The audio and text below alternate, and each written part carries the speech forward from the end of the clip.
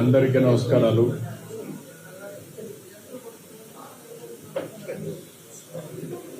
నేను నా జీవితంలో ఎప్పుడు కూడా వెంకటేశ్వర స్వామి పవిత్రతను తలుచుకొని ఎన్నిసార్లు వచ్చినా మళ్ళీ ఆ సంకల్పాన్ని పునరంకితం చేయడం కోసం ముందుకు వస్తూ ఉంటాను. ఈరోజు మా దేవాంశ్ పుట్టినరోజు కూడా, అందుకనే మేము మా ఇంటి కులదైవం వెంకటేశ్వర స్వామి కంపల్సరీగా ఫ్యామిలీ మెంబర్స్కి రావడం వీలైనంత వరకు. అదే మాదిరిగా ఆయన పుట్టినప్పటి నుంచి కూడా అన్నదానం చేయడం ఒక ఆనవాయితీగా పెట్టుకున్నాం. అన్నదానం అనేది ఎన్టీ రామారావు గారు స్టార్ట్ చేశారు. అక్కడి నుంచి ఇంతవరకు కూడా ఎలాంటి ఇబ్బందులు లేకుండా సవ్యంగా జరుగుతూ ఉంది. ఈరోజు ఆయన ప్రారంభించిన ఈ కార్యక్రమానికి 2,200 కోట్ల రూపాయల కార్పస్ ఉంది. ప్రతి సంవత్సరం ప్రతిరోజు ఎంతోమంది భక్తులు వచ్చి అన్నదానం ట్రస్ట్కి డొనేట్ చేస్తున్నారు, లేకపోతే ఆ రోజుకి వాళ్ళే విరాళాలు ఇచ్చి నిర్వహించే పరిస్థితికి వచ్చారు. ఇది ఒక మహత్తరమైన కార్యక్రమం. ఇది శాశ్వతంగా జరుగుతుంది. ఈ సందర్భంగా మేము అక్కడికి వచ్చినప్పుడు కాంట్రిబ్యూట్ చేయడమే కాకుండా నేరుగా అక్కడ ఎవరైతే భక్తులు ఉన్నారో వాళ్ళకి అన్నం వడ్డించినప్పుడు ఉండే తృప్తి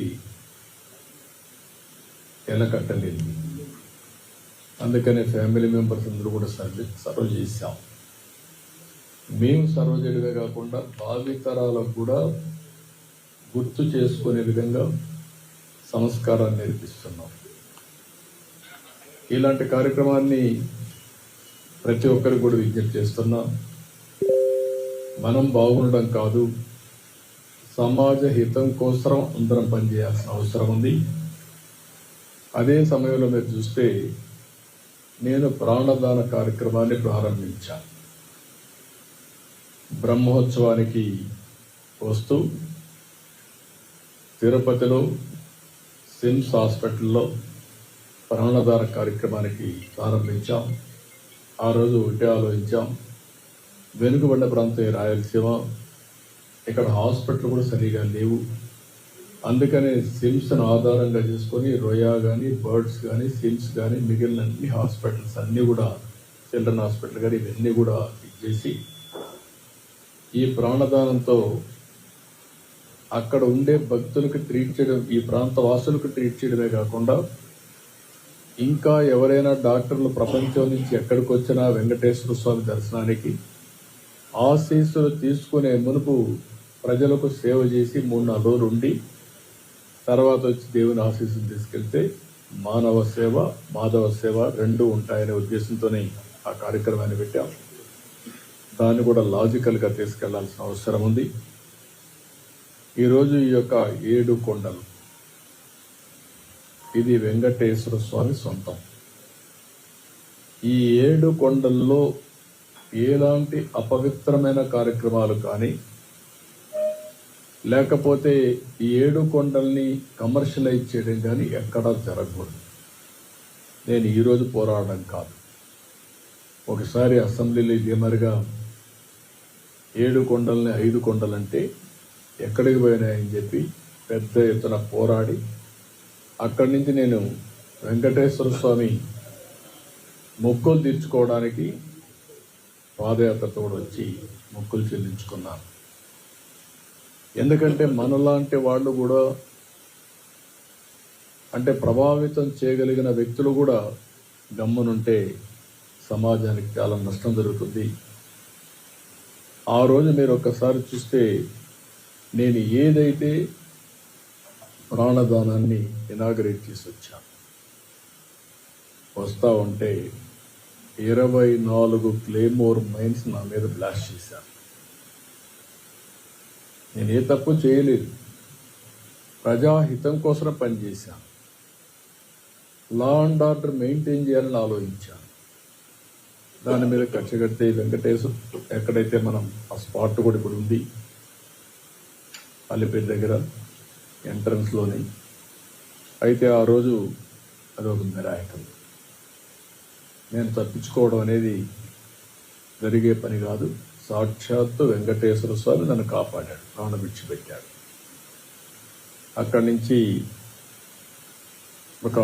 ఇప్పుడు కూడా నాకు జ్ఞాపకం ఉందని తలుచుకుంటే,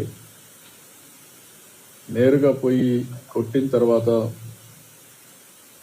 బస్సులు కారులో అందరం కూడా బ్రతికాం, కానీ ఒక్కొక్కరికి ఒక విధంగా దెబ్బలు తగిలాయి. నేనున్నాను, కృష్ణమూర్తి ఉన్నాడు, గోపాలకృష్ణారెడ్డి, రాజశేఖర్ రెడ్డి, వీళ్ళందరూ ఉన్నాం. అంటే వెంకటేశ్వర స్వామి మహిమ ఆ ఇన్సిడెంట్ చూసిన తర్వాత ఎవరైనా కానీ అనుకుంటే ఆలోచించుకోవాల్సిన అవసరం ఉంది.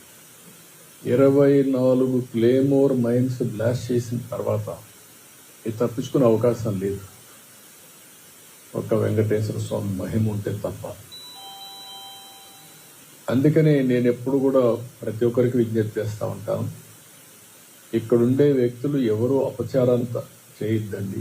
అపవిత్రానికి ఎక్కడ కూడా శ్రీకారం, ఒక తెలుసో తెలియకో అపచారం జరిగేదానికి సహకరించద్దని చాలా చెప్తున్నాను.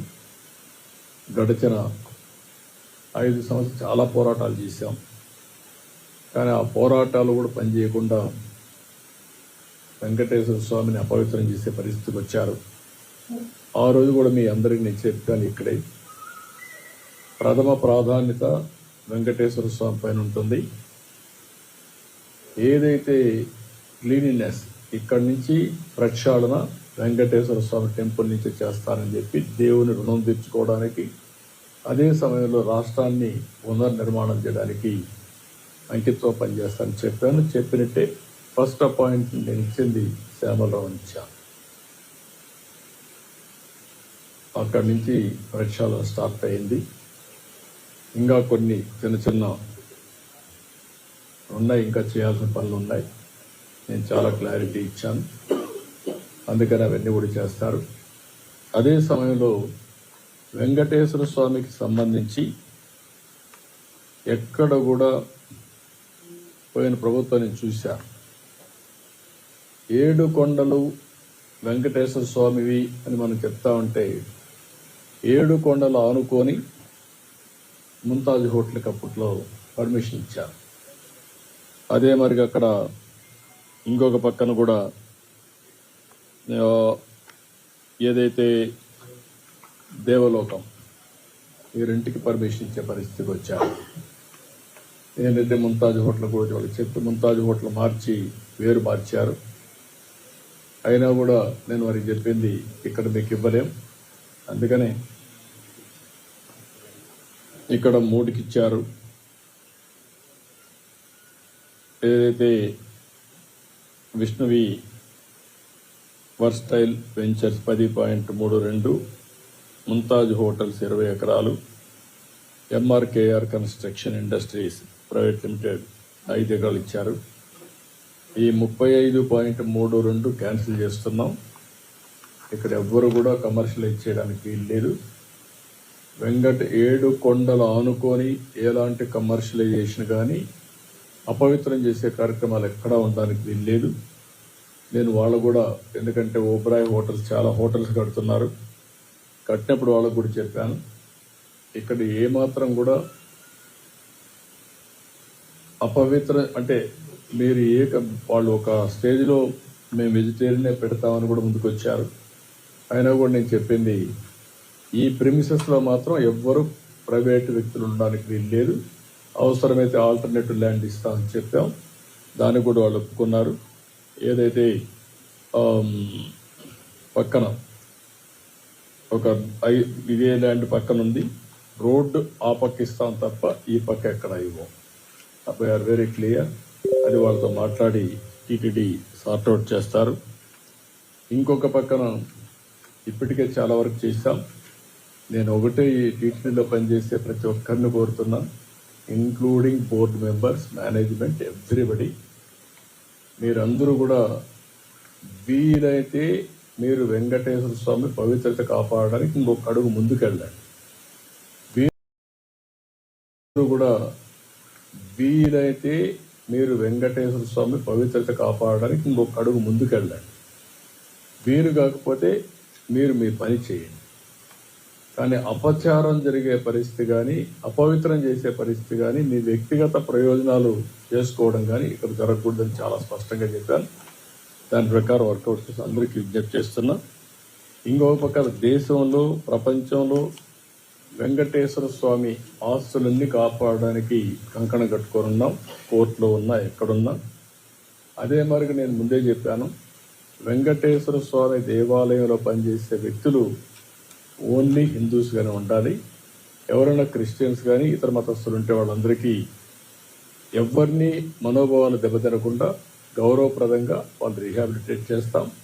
అదే మరిగా క్రిస్టియన్ ఆర్గనైజేషన్స్ కానీ, ముస్లిం ఆర్గనైజేషన్స్ ఉంటే అక్కడ కూడా హిందూస్ పనిచేయకూడదు అనుకున్నప్పుడు అక్కడ కూడా పనిచేయకుండా వాళ్ళ మనోభావాలు కాపాడుతాం. నేను I made it very clear. దానికి కట్టుబడి ఉన్నాం. ఆ చర్యలు తీసుకోమని కూడా మన వాళ్ళందరికీ కోరుతున్నా. ఇంకొక పక్కన దేశంలో ఉండే అన్ని రాజధానుల్లో వెంకటేశ్వర స్వామి దేవాలయం కట్టాలనేది ఒక నిర్ణయం, ఒక సంకల్పం చేశాం. దాని ప్రకారం అందరికీ విజ్ఞప్తి చేస్తున్నా. అక్కడ ముఖ్యమంత్రి కూడా రాస్తాం. వాళ్ళు కానీ ముందుకు వస్తే వెంకటేశ్వర స్వామి దేవాలయం భారతదేశంలో ఉండే అన్ని రాష్ట్ర రాజధానిలో కట్టాలనేది ఒక ఆలోచన. ఈ ఆలోచన టీటీడీ కూడా వర్కౌట్ చేసి ముందుకు తీసుకెళ్తారు. అదే మరి విదేశాల్లో కూడా, ఒక మన దేశంలోనే కాకుండా విదేశాల్లో కూడా చాలామంది హిందువులు ఇదయ్యారు. ప్రపంచంలో ఉండే హిందువులకి ఒక ఆలోచన ఉంటుంది, కలియుగ దేవుడు వెంకటేశ్వర స్వామి. ప్రతి ఒక్కరూ ఒకసారి కానీ ఎక్కువ సార్లు కానీ ఇక్కడికి వచ్చి దర్శనం చేసుకోవాలనేది ఒక సంకల్పం.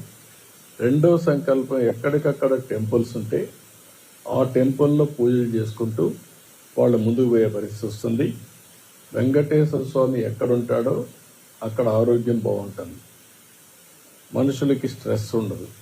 ఒకసారి ఆయన తలుచుకొని భారం ఆయన మీద వేసి పనులు చేస్తే ఇంకేలాంటి ఇబ్బందులు లేవు.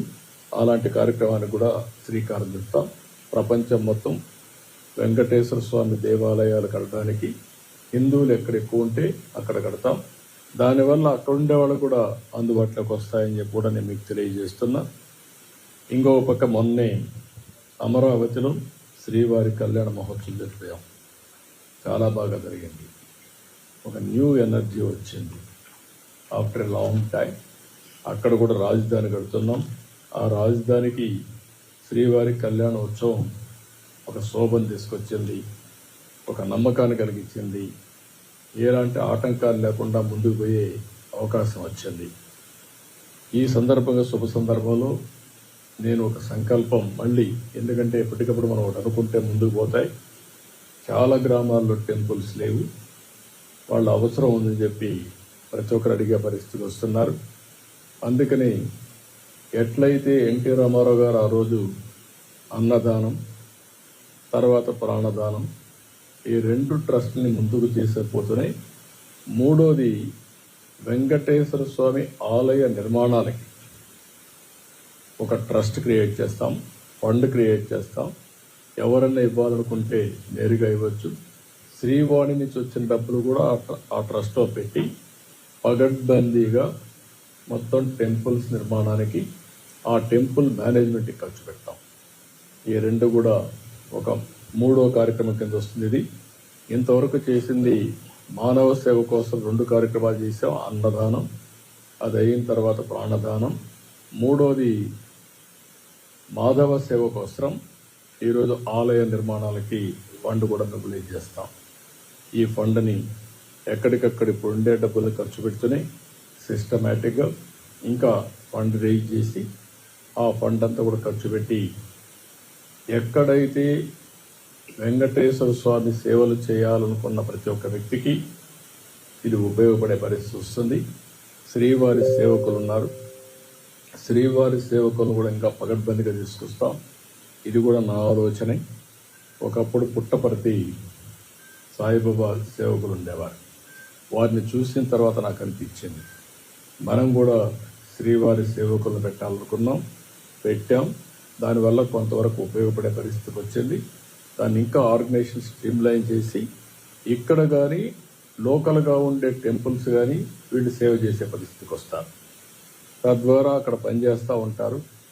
దేవుణ్ణి తలుచుకోవడం వెంకటేశ్వర స్వామి దగ్గరికి వచ్చినప్పుడు తలుచుకోవడమే కాదు, దేవుణ్ణి ఎక్కడికక్కడ ఎక్కడున్నా తలుచుకుంటే తద్వారా వీరికి అందరికీ ఒక సుఖ సంతోషాలే కాకుండా ఒక ఎనర్జీ ఇస్తుంది, స్ట్రెస్ ఉండదు. ఈ విషయాలు మీరు గుర్తుపెట్టుకోవాలని కోరుకుంటూ ఈరోజు 3వ కార్యక్రమానికి ఆలయ నిర్మాణ నిధి, వెంకటేశ్వర స్వామి ఆలయాల నిర్మాణ నిధి ఏర్పాటు చేస్తాం. ఇంత ముందు చేసింది అన్నదానం, ప్రాణదానం, ఆలయాల నిధి. దానం అంటామా, నిధి అంటామా, వాడు ఇచ్చే దీన్ని బట్టి ఆ పేరు కూడా వర్కౌట్ చేయమంటున్నాను. మంచి పేరు పెట్టి వెంకటేశ్వర స్వామి ఆలయాల నిర్మాణం అంటే బాగుంటుంది అనుకుంటే ఆ పేరు పెడతాను. అంటే ఇంకా మంచి పేరుని తెచ్చుకోండి.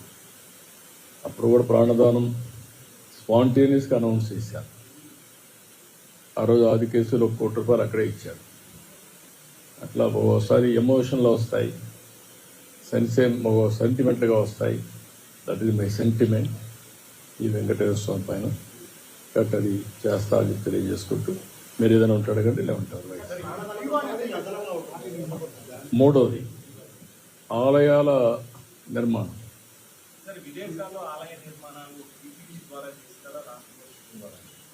ఏదైనా స్వచ్ఛందంగా రావాలని కోరుకుంటున్నాను. టీటీడీ కానీ గవర్నమెంట్ కానీ ఫెసిలిటేటర్. నేను అందుకే నిన్న కూడా ఒక మాట చెప్పాను. ఆంధ్రప్రదేశ్ రాష్ట్రానికి 3 విషయాల్లో మీరు చూస్తే, ఒకటి వెంకటేశ్వర స్వామి ఇక్కడ నెలకొల్పడం, 2 కూచిపూడి డ్యాన్స్ ఈ రాష్ట్రంలో వచ్చిన వారసత్వ సంపద, 3 ఇటీవల కాలంలో అరకు కాఫీ కూడా ప్రపంచం మొత్తం వెళ్తా ఉంది. ఒక ట్రైబల్ ఏరియాలో ఆర్గానిక్ కాఫీ ప్రపంచం అంతా వెళ్తా ఉంది. ఇలాంటి వారసత్వ సంపదని ప్రమోట్ చేయడం మన బాధ్యత. అందుకని ఈ 3 కూడా ప్రమోట్ చేస్తాం. నేనే అరకు కాఫీ పేరు కూడా నేనే పెట్టాను. ఈ 3 డికేడ్స్లో అది ఈరోజు ప్రపంచం మొత్తం వెళ్ళే పరిస్థితికి వచ్చింది. ఇలాంటి మంచి కార్యక్రమాలు ఎప్పుడు కూడా ఆలయాలు చేసేది ప్రభుత్వం లేకుంటే దేవాలయం కాదు, ప్రతి ఒక్కరు కూడా చేయాలి. వెంకటేశ్వర స్వామి దేవాలయం ప్రధాన దేవాలయం ఉండేది ఇక్కడుంది, వెంకటేశ్వర స్వామి ఇక్కడున్నాడు. వీరి ఆధ్వర్యంలో ప్రపంచం మొత్తం ఇలాంటి కార్యక్రమాలు చేస్తా ఉంటే వాళ్ళకి సహకరిస్తాం, ప్రమోట్ చేస్తాం. తప్పకుండా అన్ని యాక్షన్స్ తీసుకుంటాం. ఎక్కడైనా సరే వెంకటేశ్వర స్వామి ఆస్తులు ఎవరు కబ్జా చేయాలనుకున్నా చేసినా మళ్ళీ అవన్నీ తీసుకొని దేవునికి అప్పచెప్పే బాధ్యత తీసుకుంటాం.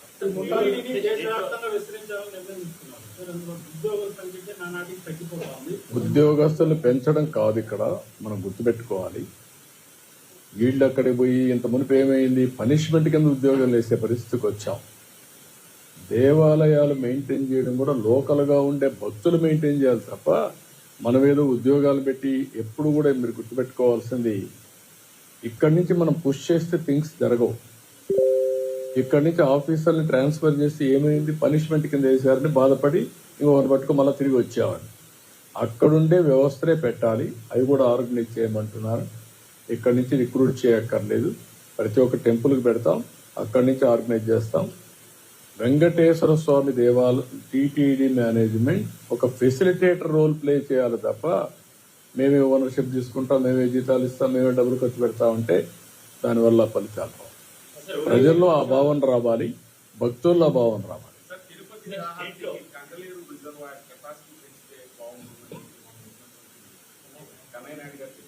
దేనికి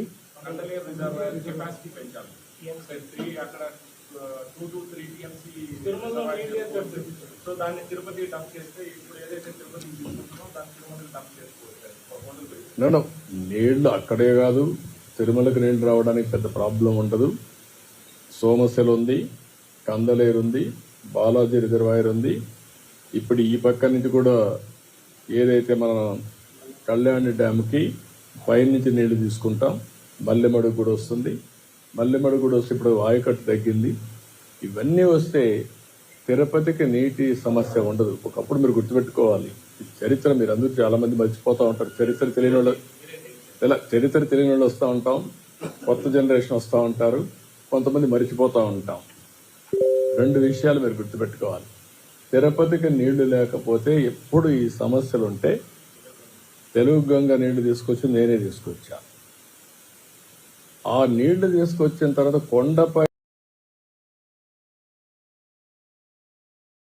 3 నెలలు టెంపుల్ క్లోజ్ చేస్తా ఉన్నాను. టెంపుల్ క్లోజ్ చేస్తానంటారు ఏంటయ్యా, మీకు ఏమన్నా పిచ్చి పట్టిందా అని చెప్పి కోప్పడి 90 రోజుల్లో 95 రోజుల్లో కళ్యాణ్ డ్యామ్ నుంచి ఎల్ఎన్టీ పనిచేసి కంప్లీట్ చేశారు. నామినేషన్ పైన ఇచ్చారు. వెంకటేశ్వర స్వామి కార్యక్రమం కాబట్టి ఎవరన్నా పర్లేదని ఆల్ పార్టీస్ రమ్మని నేను నామినేషన్ పైన ఇస్తున్నా. ఇది డబ్బులు మీరు ఎవరన్నా చేసి చేయండి, 90 రోజులు చేయాలి, లేకుంటే అరెస్ట్ చేస్తానని చెప్పి చేయించారు. ఆ నీళ్లు వచ్చాయి కాబట్టి వెంకటేశ్వర స్వామికి అది జరుగుంటే చరిత్రలు రాయాల్సి వచ్చేది. అలాన్నప్పుడు ఈ టెంపుల్ క్లోజ్ చేశారు నీళ్లు లేక. కాబట్టి ఇవన్నీ చరిత్రలో మనం భాగస్వాములు, మీరు అవన్నీ గుర్తుపెట్టుకోవాలి.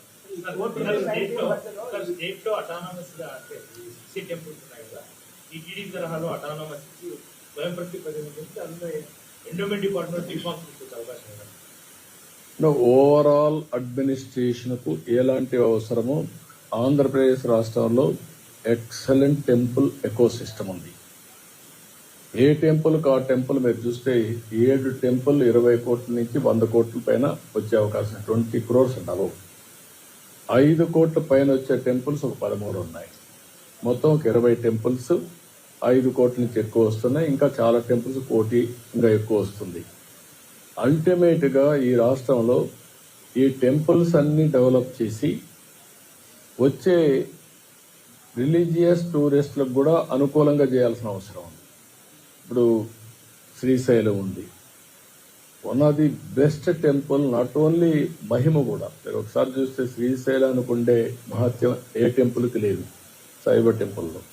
అలాంటి ఒక పక్క శ్రీశైలం, కాణిపాకం, లేకపోతే కాళహస్తి, కనకదుర్గ, లేకపోతే సింహాచలం, లేకపోతే ఇంకొక పక్క నుండి అన్నవరం, ఇప్పుడు ఒంటిమిట్ట కూడా నేనే దాన్ని విభజన జరిగిన తర్వాత ఒంటిమిట్ట కూడా డెవలప్ చేసాం, అడాప్ట్ చేసుకున్నాం.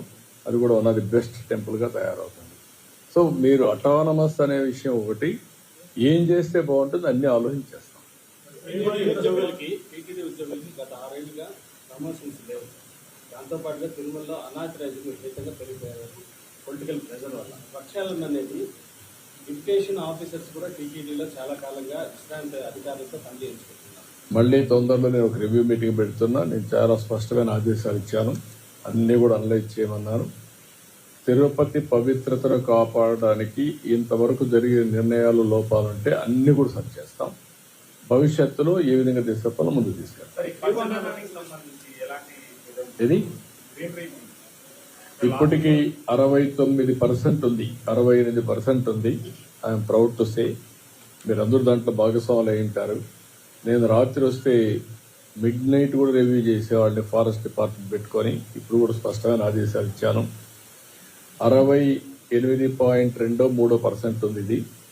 దీన్ని 90% తీసుకెళ్ళాలి. మినిమం టు స్టార్ట్ విత్ 80, తర్వాత 90. ఈ వెంకటేశ్వర స్వామి పరిధిలో 7 కొండలు మొత్తం ఫారెస్ట్ ఏరియా ఉండాలి. నాకు ప్రౌడ్ టు సే, ఒకప్పుడైతే ఆ రాళ్లల్లో చెట్లు రావంటే, ఆ గులక రాళ్ళు ఉంటే అక్కడ కూడా చెట్లు తప్పించడానికి ప్రయత్నం చేస్తాం. కొత్త చెట్లు వచ్చాయి, మీరు గుర్తుపెట్టుకోవాలి. అవన్నీ ఎంత సఫర్ అయ్యామంటే అది సఫర్ అయ్యాం. రద్దు చెయ్యం, అది ఉంటుంది. దానికి ట్యాక్స్ ఎగ్జెప్షన్ కూడా ఉంది. అందులో వచ్చే డబ్బులు దేవాలయాల నిర్మాణానికి ఇచ్చే డబ్బులు 2 కలిపి దేవాలయాల నిర్మాణ నిధిని ఏర్పాటు చేస్తాం. నిధిని ఏర్పాటు చేసి చేస్తాం.